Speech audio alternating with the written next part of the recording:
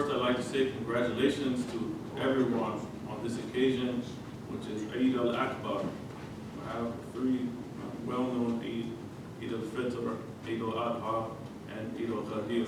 Eid-e-Ghadeer is Eid-al-Akbar, the greatest Eid that we have, because we come to know the walayat of Amir al-Mu'mineen alayhi salam. The religion was perfected at the moment when the Prophet appointed Amir al-Mu'mineen alayhi salam with the famous saying, "Man kuntum mawla, fahada aliyun mawla." Whoever I am his master, then Ali is his master. Allahumma wala man wala wa ada man ada. Oh Allah, befriend whoever befriends him, and be an enemy to whoever opposes him. It's better? And at this moment, Angel Jibreel came and gave revelation of the ayat. Al-yawma akmaltu lakum dinakum wa atmamtu alaykum ni'mati wa raditu lakum al-islam dina. On this day I have perfected for you your religion and perfected my bounties upon you and chosen for you the religion of Islam. So the religion of Islam was perfected on this day, on Eid-e-Ghadeer. We come to remember this day. And who are we remembering? Not some regular person that we come and remember is how sometimes people come and commemorate a day for someone in history. No, this is bigger than that. We're coming to remember the Hujjatullah fi ard, the one who is the proof of Allah in the earth, his representative, Khalifatullah. The one we have, his name is written on the arsh, the throne of Allah subhanahu wa ta'ala. They say that is La ilaha illallah, Muhammadur Rasulullah, Aliyan Waliyullah. Think about it. We're coming to remember someone whose name is written on the throne of God, not an ordinary person. Someone very special in the eyes of Allah subhanahu wa ta'ala. Someone who always supported Rasulullah sallallahu alayhi wa alayhi. The one who never ran away in the battles. No matter how hard it got, he was always there protecting the Prophet. He was his right hand, if we can say.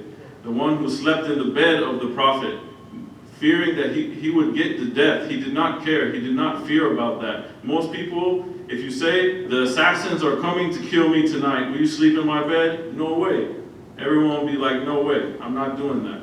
But Amir al-Mu'mineen alayhi salam said that was the most peaceful sleep he ever had, sleeping in the bed of the Prophet, willing to sacrifice himself for the Prophet at any moment. Imam Ali alayhi salam, the one who in the battle picked up the door of Khaybar, who 50 people could not even pick this up. He was the Imam of not only mankind, of the whole universe, of all of the creations, we say Imam al-Insi wa Jinn, the Imam of the man and Jinn.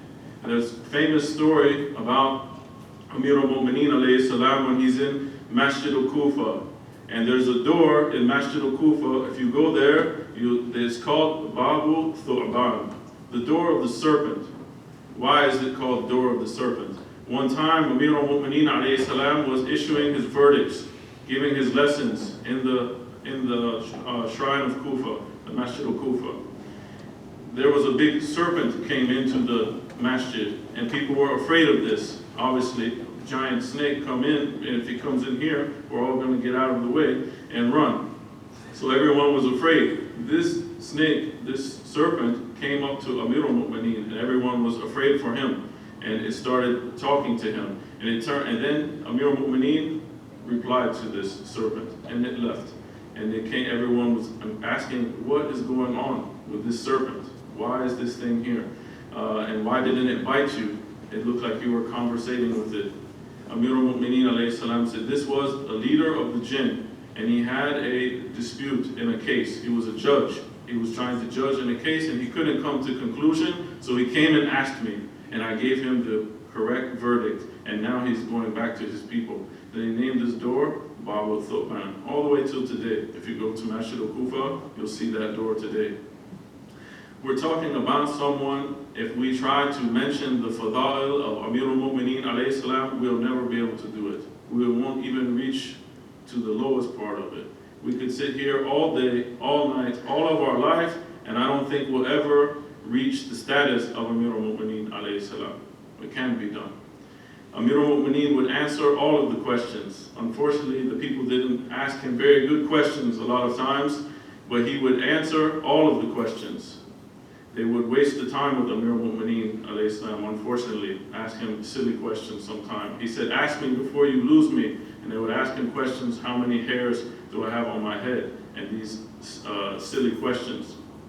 But one day, Omar came to Amir al-Mu'mineen alayhi salam, and he said, Ya Ali, you have one problem with you. You're good, but you have one problem, is that you answer the questions too quickly.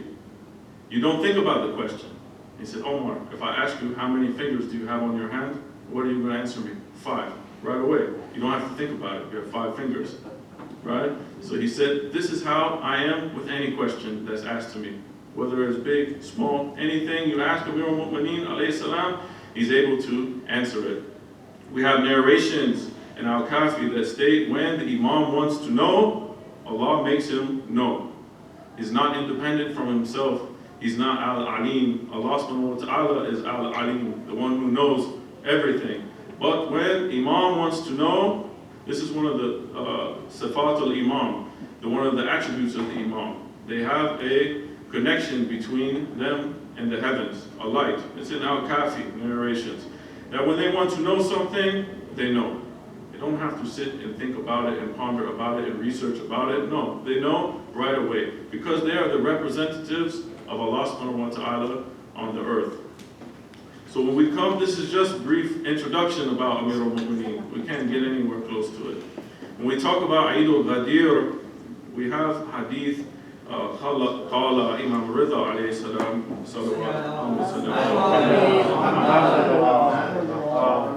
حدثني أبي عن أبي.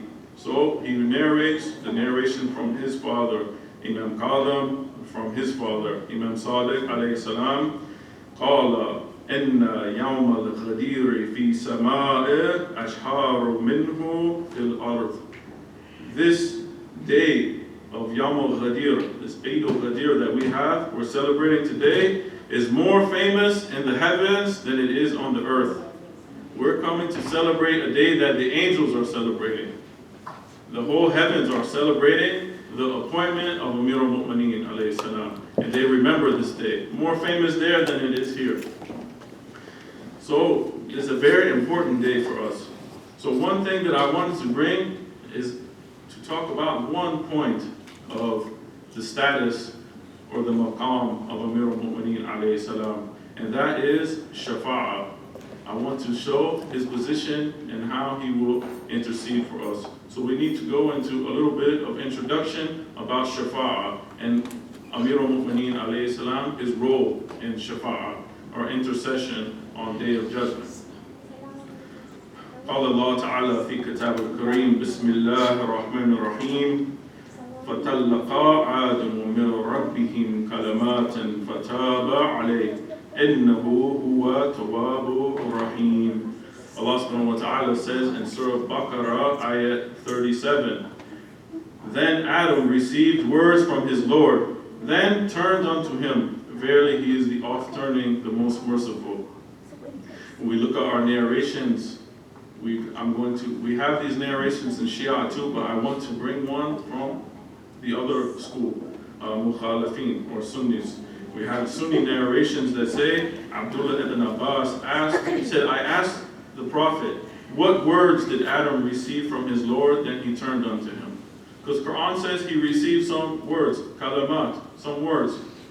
What are these words? The Prophet said, he, Adam, asked Allah, بحق محمد وعلي وفاطمة وحسن وحسين.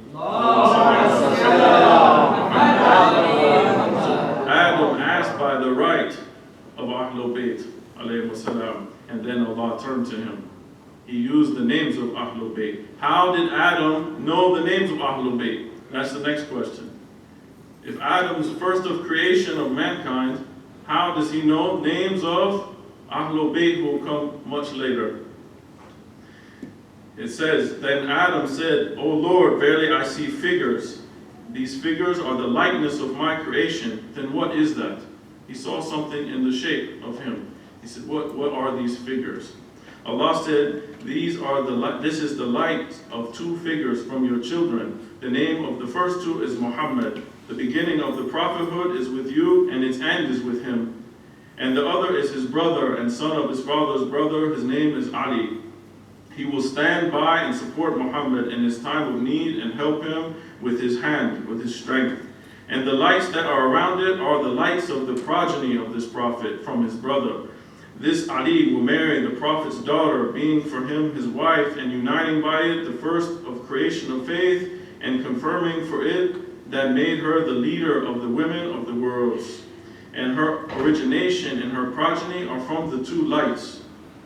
We will cut the rope, means of obtaining and the lineage on the day of judgment, except his rope and his lineage. Then Adam prostrated to his Lord and thanked Allah subhanahu wa ta'ala that they will be in his progeny. And then Allah turned to him for that prostration and then commanded the angels to prostrate to Adam. Sallu ala Muhammad wa ala Muhammad. We have many narrations that the first of creation was the nur of Prophet Muhammad sallallahu alaihi wasallam, and Ahlul Bayt alayhi salam are the same nur. They come from the same nur. We see in Quran that Imam Ali alayhi salam is termed as Nafs Rasul, the same self as the Prophet, and the ayat of Mubahala. So Adam alayhi salam saw these figures of light and asked Allah subhanahu wa ta'ala who they were, and he told them that they were Ahlul Bayt, and told them they would be in his progeny. He thanked them. We always wonder, why did the angels prostrate to Adam? It's because he had the lineage of Ahlul Bayt alayhi wasalam. These lights, he would carry them, and he got honor from carrying these lights. And these angels prostrated to Adam. Allah commanded the angels to prostrate to him. So this, what Adam did, this is not shafa'ah. This is tawassul. This is seeking nearness to Allah subhanahu wa ta'ala by the names of someone that he respects. Similarly, if we want to go to court, if we have a problem and we want to go to court, we could go on our own and represent ourselves, or we could go with someone who the judge is familiar with and knows and trusts, and we would have a better chance with this person. We can pray to Allah subhanahu wa ta'ala and ask him for our needs, but if we can pray and ask by the right, by the status, by the position of these people, of Ahlul Bayt alayhi salam, grant me my need because you love Ali, because you love Fatima alayhi salam. This is tawassul. This is what we do in this life. And this is something that's done from a sunnah of the prophets. All of the prophets, not only Adam, all of the prophets sought the help by the names of Ahlul Bayt alayhi salam. When Musa alayhi salam was standing in front of the sea, we see in the book Hayatul Qulub, volume 1 from Alama Majlisi, he states narrations. What did Musa alayhi salam do? How did he make the sea split? When he struck his staff, he was told to send salawat on Muhammad wa ala Muhammad. When Nabi Ibrahim alayhi salam was put in the fire, what made it cool? The salawat of Muhammad wa ala Muhammad. All of these things. Yusuf alayhi salam, an angel came to Yusuf while he's in the well, wanting to get out. I'll teach you a dua. He taught him the salawat. They all asked by the right of Muhammad wa ala Muhammad to receive what they needed. This is the sunnah from the beginning of prophethood all the way until now. There's nothing new, nothing that Shia invented on their own. So we want to talk about shafa'. This is what we talked about was tawassul. Shafa' is something different. Shafa' is on the day of judgment. We will need intercession. So we want to speak about this. So one of the highest positions that the Prophet was given was on the day of judgment, Allah will accept their intercession. And he called the station that he raised him to Maqam al-Mahmud. This is the station of the Prophet. We see this in Surah 17, ayah 79, where Allah subhanahu wa ta'ala says, and from the part of the night, pray with it as additional worship for you. Speaking about Salatul Layl. It is expected that your Lord will resurrect you to a praised station, Maqam al-Mahmud. This Maqam al-Mahmud was given to Rasulullah sallallahu alayhi wa alayhi, and this is his station, that he is able to intercede on our behalf. So when we look at these things, we want to see, what do our scholars say about intercession? I'll bring a few of our earlier scholars. Let's see what they say about this intercession. Sheikh al-Saduq in his book Eid-e-Ghadeer, he says, our belief in Shafa is that it is for who Allah is pleased with his religion from amongst those who have committed big sins and also small sins. Then as for those who did repentance from their sins, they are not in need of this intercession. This intercession is not for those who have doubt or shirk. It is not for those who are from the disbelievers and the one who denies. No, this intercession is for those sinful ones from amongst the Ahl Tawheed, or amongst the Shia. So Sheikh al-Saduq is saying, Shafa is for those Shia who have committed big sins and minor sins. On the Day of Judgment, they will be in need of help. And this Shafa is for them. It said, Hussein ibn Khalid asked Imam Rida alayhi salam, Yabna Rasulullah, what is the meaning of Allah saying, وَلَا يَشْفَعُونَ إِلَّا لَمَنِ ارْتَضَىٰ? There is no intercession, he says, and the ayah is saying, and there is no intercession except for whoever he is pleased with. Allah is pleased with him. This person is asking Imam, what does he mean by this? Imam Rida alayhi salam, he replies, there's no intercession except for whoever Allah is pleased with his religion. So Allah has to accept their religion. So it's those who they believe in Allah subhanahu wa ta'ala, they believe in Rasulullah, and they have wilayah of Amir al-Mu'mineen alayhi salam. Allah is pleased with their religion. As we said earlier, the ayah said that he perfected the religion upon the wilayah, announcing the wilayah of Amir al-Mu'mineen alayhi salam. We need the stamp, if we can say, in our passport to go across the Sirat. You know, Imam Ali alayhi salam is the one who divided between the heaven and the hell. We call him the divider between the heaven and the hell. He knows all by their marks. Even when we go in Riwayat, we look at Day of Judgment, we say that we have Al-Mizan. What is Al-Mizan? Al-Mizan, they have narrated that. We have a physical Mizan as well, and we also have, which is the scale. Some say we have a physical scale, and some say that this Mizan is Amir al-Mu'mineen alayhi salam. And some say that we have both. So we have to look at the status of Amir al-Mu'mineen alayhi salam. And this Shafa, it continues to say Alama Majlisi. So we talked about Sheikh al-Saduq. Let's see what Alama Majlisi said. Our big scholars. He said it is necessary to have the belief in Shafa of the noble Prophet and his Ahlul Bayt alayhi salam, and this intercession is specifically for the believers. So Alama Majlisi said it's necessary to believe in Shafa. It's Daruriyat al-Islam, an essential of the religion, that we must have a belief in Shafa. Sayyid al-Shubbar, he says in Haqq al-Yaqeen, the belief in Shafa is one of the essentials of religion. So that means if someone rejected Shafa, is same as rejecting Salat, the same as rejecting fasting, the same as rejecting Hajj. It is from the essentials of the religion to believe in Shafa. Some people reject Shafa. They come and say, no intercession on Day of Judgment. It's only between you and Allah. No one will come intercede for you. So how do they quote verses that they imply that there is no intercession. So how do we reply to these people? It comes a lot from not resorting to what Allah and His Messenger left for us. Allah said, the Messenger said, I left behind two weighty things, Book of Allah and my family, my Ahlul Bayt alayhi salam. So if we refer to them, we won't be confused in these ayats. But they see ayats to say on certain time there's no intercession for anyone. So they deny intercession completely. We see that these ayats, one of the ayats they bring is a fear, and fear a day when no soul shall profit another. say, look, fear that day. No soul will profit another soul. So no one can come and benefit me. No one can come intercede for me. This is day of judgment, they're saying. And when we refer to Imam Hassan al-Askari alayhi salam, our 11th Imam, he says that this time is not day of judgment. This time is the time of death. When we are dying, no one can benefit us. When the soul has reached here, no one can come and benefit us. We fear that day. That means we need to take advantage of our life in this world and prepare for that time of the death. It's not speaking about day of judgment. What can exclude someone from shafa'ah? We have intercession, we hope for this on the day of judgment. What can take me out of this, where I won't be interceded for?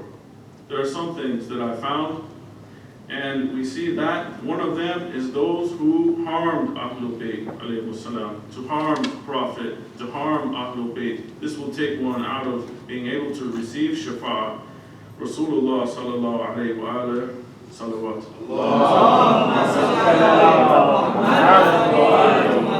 He's quoted to have said, I will stand in the position of Maqam al-Mahmud to intercede for those from my nation who committed major sins.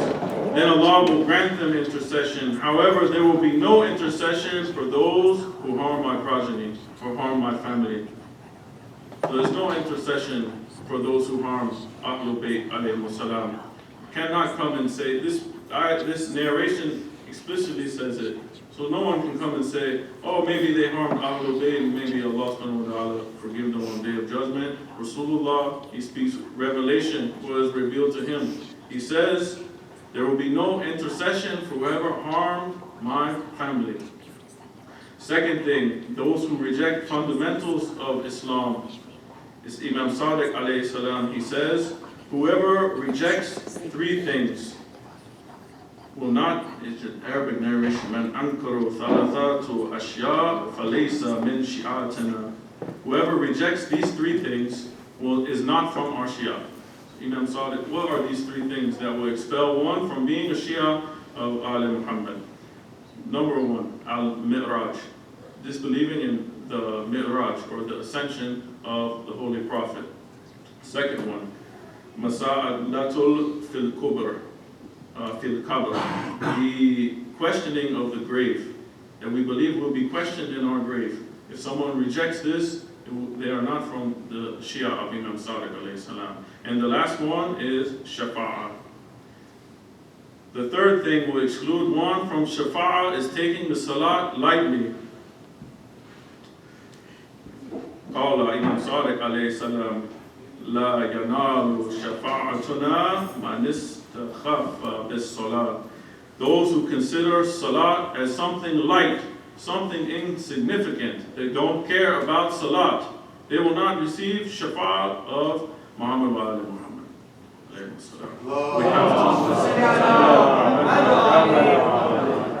We have to take advantage of our Salat. This Salat, it will help us in this life and the next. It is the connection between us and Allah subhanahu wa ta'ala. This is what separates Iman from Kufr, as our Salat. When we give up Salat, we are cutting the rope with us and Allah subhanahu wa ta'ala. We have to give value to our Salat. We have to make our Salat in the proper time. We have to make it in the allotted time. We should strive to make it at the earlier time. But at least we should make it in the proper time that is allotted for us. If we so happen to miss our Salat, we need to make it a habit to make the qada right away. Don't put it off. Don't let it build up. Something I did from very early on. I have been Muslim about a little over 20 years now. And from the very beginning, I knew that I need to keep up with the Salat. If I oversleep in the morning, I'm not going to bed that night before I make up that Salat. I don't want any qada on my neck on Day of Judgment. If you let them build up, they will pile up and you'll feel hopeless. We have to make the Salat like when we brush our teeth. If we don't brush our teeth in the morning, we'll feel something that we don't feel comfortable. And it will bother us until we go take care of it. We won't want to talk to anybody, we won't to do anything, we'll feel uncomfortable. Our Salat needs to be something similar to that. If we don't make it, we feel uncomfortable. And until we go make it. We need to keep up with the salah, not take it lightly. So these are three things that exclude one from shafa'ah. What brings the shafa'ah? What enables us to have this shafa'ah? What is some of the things that will secure it for us, if we can say? The first one of them is forgiving other people. Imam Ali alayhi salam told one of his sons, Muhammad ibn Hanafiya, he says, forgive promptly the one who asks for forgiveness from you, so that your Lord may accept your intercession immediately. If we forgive others, we can expect Allah subhanahu wa ta'ala to forgive us. How can we expect Allah subhanahu wa ta'ala to forgive us if we cannot even forgive our own brother who did something small, or a sister who did something small, or whatever it is? We should hasten to forgive them so we can expect the forgiveness of Allah subhanahu wa ta'ala. The second one is sending salawat. In Sunni Hadith, Musnad ibn Ahmad, volume 4. So we're going to bring what does, we know we have many narrations about salawat, so let's see what Sunni narration of salawat. He said, Man salla ala Muhammadin wa ala Muhammadin wajibat lahu shafa'ati. Whoever sends salawat on Muhammad wa ala Muhammad, it's wajib for him his intercession. Sallu ala Muhammad wa ala Muhammad. So salawat is not something take light either. We say it all the time. Why we say salawat all the time. You see, sending salawat is one of those things that will secure for us to get intercession of the Prophet. Because Prophet is saying, it's wajib on me to intercede for that person who sends salawat on me and my Ahlul Bayt. So us sending salawat is making it binding on Rasulullah to come for our aid when we need him the most. Who will intercede for us? So now we've talked about a few things. We talked about what is tawassul, what is shafa'ah, who will be excluded from shafa'ah, what is the reply to those who reject shafa'ah, what will hasten or secure shafa'ah or intercession. Now we come to the point, who will intercede for us? We know now that intercession, it will be there. It is established that it's an essential part of religion. We must believe in shafa'ah. It exists. It's sanctioned by Quran, by Sunnah. Now, who will intercede for us? We have narration where a servant of the wife of Imam Sajjad alayhi salam named Abu Ayman.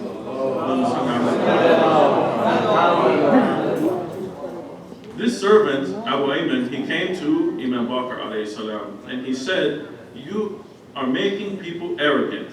This servant comes to Imam. You are making people arrogant and encouraging the people towards disobedience of Allah. Imagine that, someone saying that to Imam. Astaghfirullah, na'udhu billah. He's saying, you're making people arrogant and encouraging the people to disobedience of Allah by giving them so much hope by saying, Shafa'a Muhammad, Shafa'a Muhammad, Shafa'a Muhammad. You know, we have people like that today too. They reject the shafa'ah. They say, no, you shouldn't talk about the shafa'ah of Muhammad because you make people have so much hope that they feel they can go do haram, haram, haram, and they're okay. They just, they'll be okay on Day of Judgment. We still have people like that. I've run across many of them.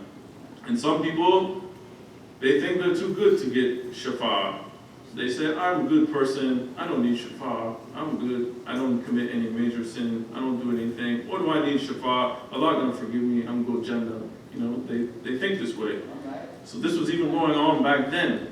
So when this guy said this, the Imam became angered and he replied, woe to you, Abu Ayman. Has you being able to control your stomach and your privates made you arrogant? He's meaning that just because you're not eating haram and you're not doing other major sins, that you become arrogant and now you think that you don't need shafa'ah, that you're a good person, you don't need it. He said, if you would see the frightening scene on the day of resurrection, you would know that you would be in need of the intercession of Rasulullah. There is no one from the beginning of time until the end of time that is not in need of the intercession of the Holy Prophet. So he's telling them, Everyone is in need of this intercession of the Prophet, and they'll all be looking for the intercession. We have other narrations that people will go on Judgment Day, Prophet Adam, and ask them to intercede. He will send them somewhere else.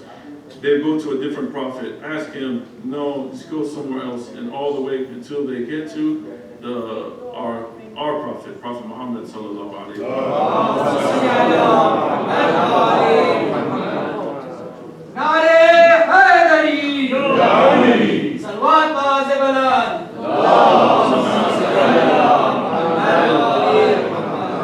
So the Imam is saying he's not pushing people to commit disobedience of Allah, but he's informing them if they were to commit sins, that they may receive intercession, and the case is not hopeless. Don't give up the hope in the mercy of Allah subhanahu wa ta'ala, Allah being forgiven. Don't give up hope. He's not telling them go do sins, but he's telling them not to give up the hope. Imam Bakr alayhi salam, he went on to say, verily the Prophet is the shafa of his community, and for us is the shafa of our Shia. And for our Shia is the shafa for their families. And the believer will intercede for other people, sinful people as well. So we see that Rasulullah sallallahu alayhi wa alayhi will have shafa for his community. Ahlul Bayt will have shafa for their Shia. And even some believers will have shafa for their families and other sinful people from amongst the believers. Maybe some believer in the community and earns a high status with Allah subhanahu wa ta'ala, and he's able to intercede as well. Maybe the companions of Imam Zaman, Ajallah ta'ala Faraj al-Sharif,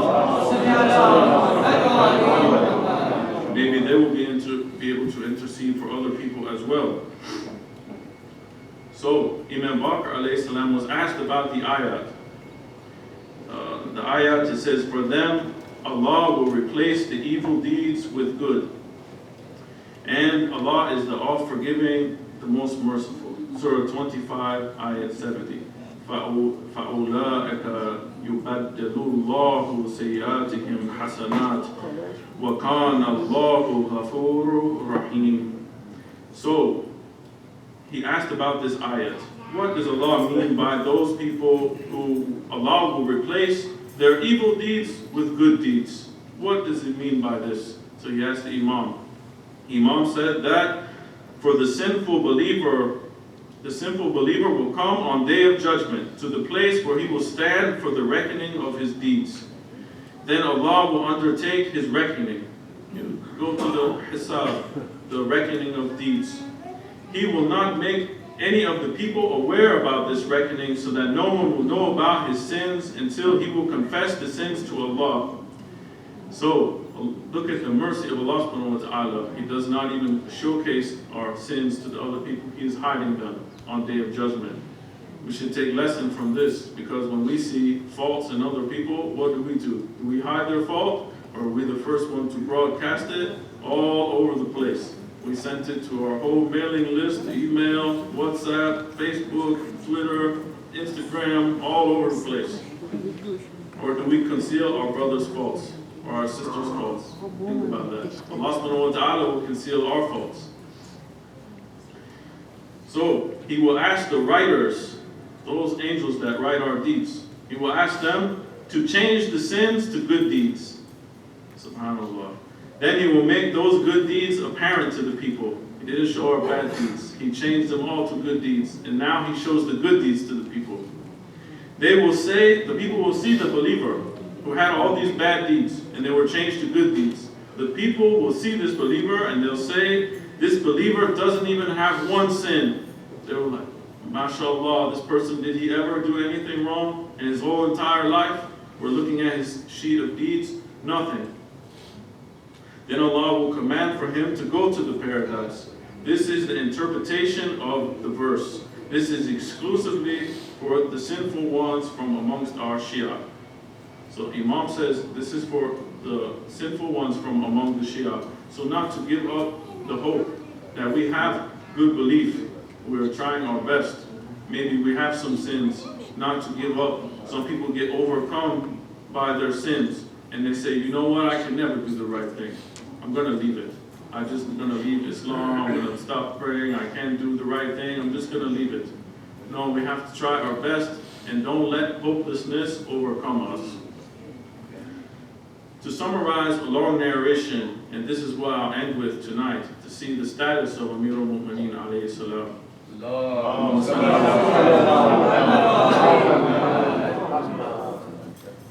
We look at the situation on Day of Judgment. It's going to be a difficult situation. People will be standing for a long time. People will be sweating. It will be hot. People will feel crowded. They were wondering, what is going to happen to me? I did all of these things. I should have done the tawbah. I should have done better. I should have done this with my life. Difficult situation, a lot of anxiety. He said that the sinful believers, they'll be in need of help on that difficult situation. And he said in the narration that they will have sins bigger than the mountains, more than the mountains, and more extensive than the oceans. This person had a lot of things he did, but he always loved Muhammad alayhi salam. He said the man will see these sins, as big as mountains, as wide as oceans, and he'll cry out for help. And who will be the first one to answer his call?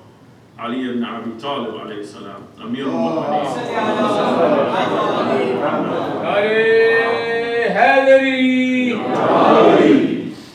Amir al-Mu'mineen alayhi salam will say, Labayk, Labayk, Labayk, I'm at your service.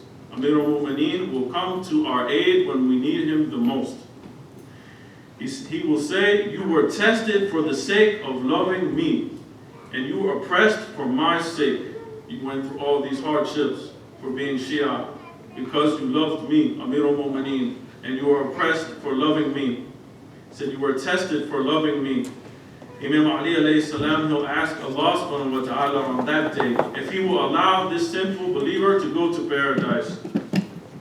Allah will forgive him all of the sins that are between the believer and Allah due to his mercy and his love for Ahlul Bayt alayhi salam. So a believer has sins that are between him and Allah subhanahu wa ta'ala. He missed his fast. Maybe he missed some prayers or something. These are haqq Allah, the things between you and Allah. You took the rights of Allah subhanahu wa ta'ala. He will forgive those things based on the love of Ahlul Bayt that we have. And Imam Ali alayhi salam interceded for us. Inshallah, we all receive this. So now the believer is there, all of the sins are forgiven that are between him and Allah. But the man still has sins that were between him and other people. Haqqun nas. The sins that were between him and someone else. Maybe he took something from someone, he backbite on someone, he did something to someone that they didn't deserve. So Imam Ali alayhi salam, he'll go to those people. The people that we backbited against. The people that we took things from them, the people we took their rights and unlawfully. He'll go to those people and he'll offer them redemption. He offers redemption to them for the rights that we took from them. So Imam Ali alayhi salam is saying, we will offer you redemption, forgiveness for your sins. Just make this right, forgive this person. So he asked them to name whatever they want, whatever they wish, to be satisfied so that they forgive this believer. So imagine we backbite against someone, we treated someone bad, and now we are on Day of Judgment. That person is standing there, and Amir al-Mu'mineen alayhi salam is interceding with that person, and he's telling them on our behalf, tell me whatever you want. Just forgive this believer, one of my Shia. Just forgive him. Name it, and you can have it. Just forgive him, whatever you want. And subhanAllah, they only asked for one thing. They only asked one thing of Amir al-Mu'mineen alayhi salam. And they said that they wanted only the reward of one nafas, one breath, one sigh, just one breath that Imam Ali alayhi salam took on the night that he slept in the Prophet's bed on the night of Hijrah. Subhanallah. The reward for one breath of Amir al-Mu'mineen alayhi salam. Just that. Imam Ali alayhi salam, he accepts this and they forgive the person who is in need of forgiveness. then Allah subhanahu wa ta'ala, that's not it. Allah subhanahu wa ta'ala shows those people who made that deal with Amir al-Mu'mineen, they only want one reward for one breath. He shows them the reward for just one breath in Jannah, which is castles and high levels of paradise that the mind cannot even contain. They cannot even fathom this. When seeing this, they think that they have been given the whole of Jannah. Subhanallah. They thought they got the whole of Jannah just from the reward of one breath of Amir al-Mu'mineen alayhi salam. What kind of person are we talking about? This is not the average person. No one has this position like Amir al-Mu'mineen alayhi salam. This is the reward of just the one breath of Amir al-Mu'mineen. And it comes to show us that on the time that we need Amir al-Mu'mineen alayhi salam the most, he will come to help us. As long as we are loving Ahlul Bayt alayhi salam, we are trying our best to live by what they have taught us. He says that he'll come to us and aid us because we were oppressed for loving him. All of these things that we go through in this world, we will see them in the hereafter, and we'll be rewarded for those things. And we have to know that we always support Amir al-Mu'mineen alayhi salam, no matter what in this world. We always support him, and we'll see that he will come to our aid in the hereafter, inshallah ta'ala. Sallu ala Muhammad wa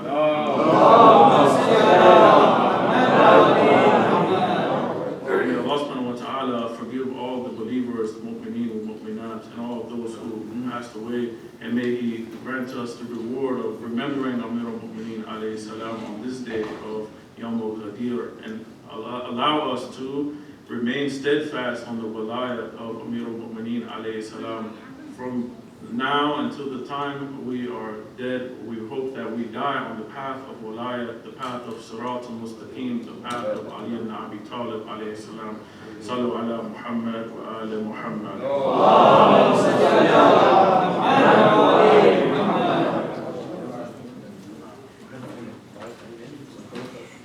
Muhammad Ali Muhammad Gulat Salawat.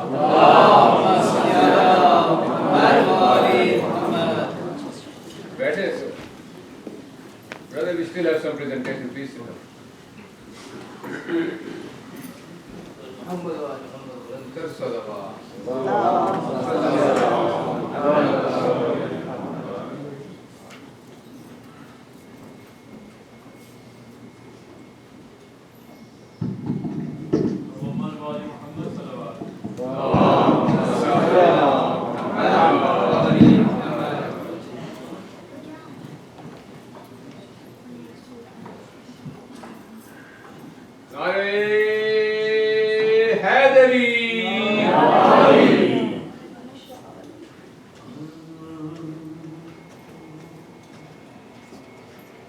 जब खुदा को पुकारा